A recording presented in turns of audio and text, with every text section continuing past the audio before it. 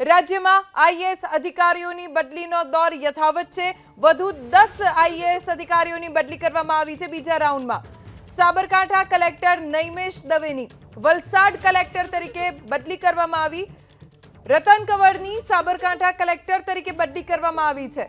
સુજીત કુમાર ગુલાટી ભાવનગર મહાનગરપાલિકાના કમિશનર બન્યા, તો કેડી લાખાણીની લેબર ડાયરેક્ટર તરીકે બદલી કરાઈ છે। એસકે મોદીની નર્મદા કલેક્ટર તરીકે, એસડી ધાનાણીની પોરબંદર કલેક્ટર તરીકે બદલી કરાઈ, તો એનવી ઉપાધ્યાય રજિસ્ટર સહકાર તરીકે બદલી કરાઈ છે।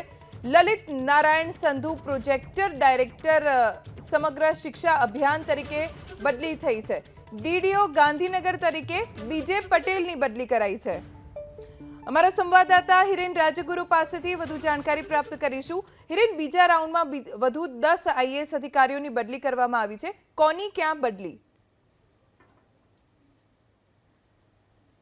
जो छेल्ला 5 દિવસમાં આઈએએસ અધિકારીની બદલીનો આ બીજો રાઉન્ડ આવ્યો છે। પહેલા રાઉન્ડની અંદર લગભગ 16 થી 18 જેટલા આઈએએસની બદલી કરવામાં આવી હતી અને આજે આ બીજા રાઉન્ડની બદલીનો જે પરિપત્ર થયો છે તેની અંદર 10 જેટલા આઈએએસની બદલી કરવામાં આવી છે, તેમાંથી 8 જેટલા કલેક્ટરની બદલી કરવામાં આવી છે।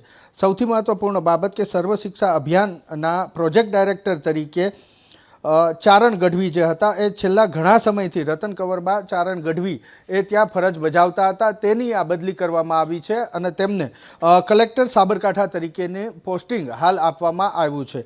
એ જ રીતે સુજીત ગુલાટીની વાત કરીએ તો ભાવનગર મહાનગરપાલિકાના કમિશનર બનાવવામાં આવ્યા છે। જોકે ભાવનગર મહાનગરપાલિકાના કમિશનર લગભગ ચૂંટણી પહેલાં નિયુક્તિ કરવામાં આવી હતી ઉપાધ્યાયની, એનવી ઉપાધ્યાયની, તેમની બદલી કરી અને તેમને સહકાર વિભાગના રજિસ્ટર તરીકે નિમણૂક આપવામાં આવી છે। એ જ રીતે હેન્ડલૂમ કોર્પોરેશનનો વધારાનો હવાલો એ લલિત નારાયણ સંધુને આપવામાં આવ્યો છે અને રતન કંવરબા ચારણ ગઢવીની જગ્યાએ તેમને સર્વ શિક્ષા અભિયાનના પ્રોજેક્ટ ડાયરેક્ટર બનાવવામાં આવ્યા છે।